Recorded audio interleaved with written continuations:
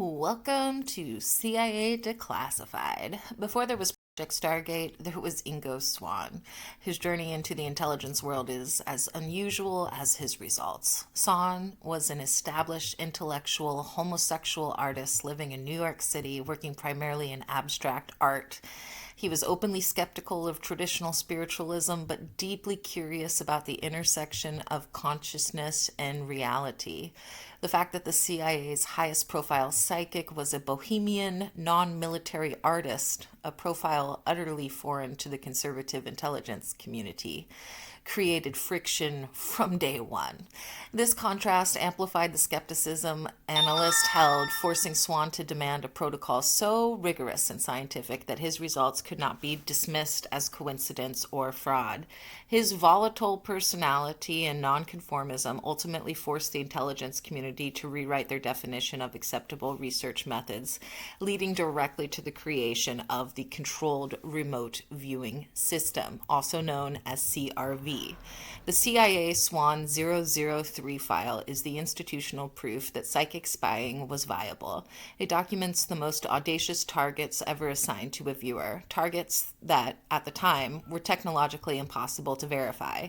The missions were designed to be a definitive scientific test of non-local consciousness. If Swann could describe something no one on Earth knew existed, the phenomenon was real.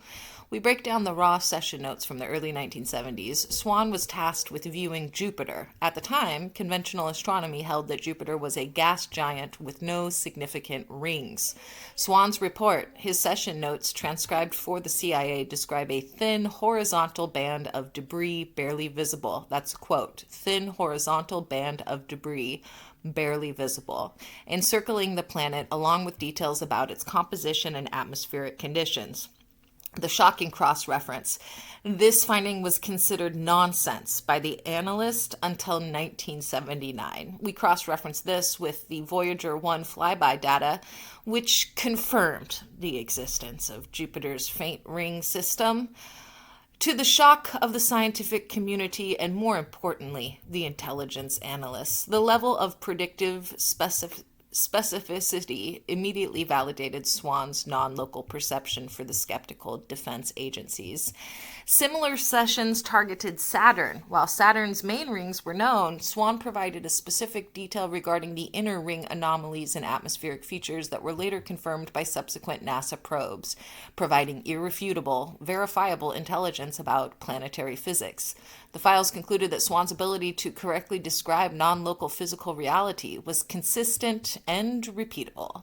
Once Swann demonstrated his ability to access information at immense distances, he began reporting on targets that fell entirely outside the military-industrial complex frame of reference, extraterrestrial activity.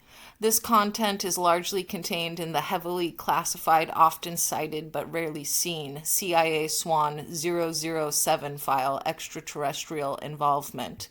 Swann repeatedly claimed that his remote viewing sessions were often intercepted or monitored by non-human intelligences.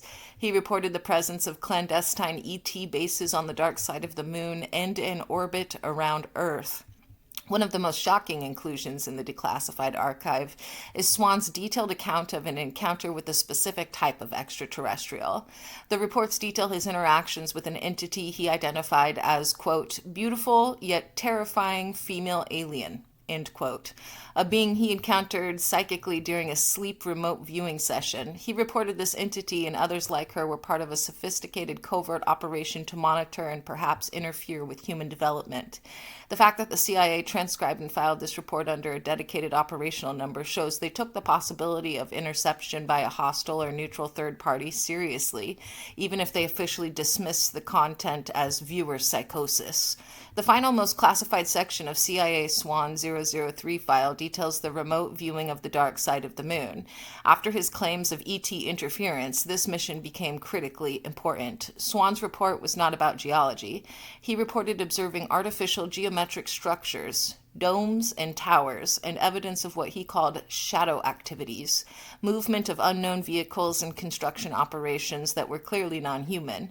This content, which resulted in the highest possible threat classification due to the possibility of a foreign non-terrestrial power having a lunar base, links directly to the paranoia generated by the CIA-SWANN-007 file. The files pertaining to Ingo Swann, the training logs, the debriefings, and the post-session analysts are a tapestry of black marker. The redactions are not just procedural. They hide institutional failure and deep embarrassment. We can identify three major categories of redaction. One, redaction of specific ET details. The specific locations and descriptions of the lunar and terrestrial non-human structures were consistently blacked out. Hypothesis. This protects the U.S. government from having to publicly acknowledge the confirmed existence of extraterrestrial activity, preserving the historical stability narrative. Redaction of psychiatric assessments. Detailed psychological assessments of Swann, which likely documented the institutional skepticism and internal ridicule he faced, are redacted. Hypothesis. This protects the CIA from exposing internal ethical conflicts and avoiding confirmation that they continued to use a person officially flagged for potential psychosis for high-level intelligence. Redaction of compensation and payouts. The precise financial terms and long-term consulting fees paid to Swann and his partner Judith are hidden. Hypothesis. This protects the financial expenditure on a civilian project that was later officially debunked, preventing public scorn over wasting taxpayer money on what was labeled pseudoscience. Ingo Swann, the homosexual artist turned cosmic spy, secured the CIA's most unbelievable project by providing data that was both accurate and terrifying. He demonstrated that consciousness could bridge distance, but he also dragged the intelligence community into a world of lunar bases and alien encounters they desperately wished to ignore.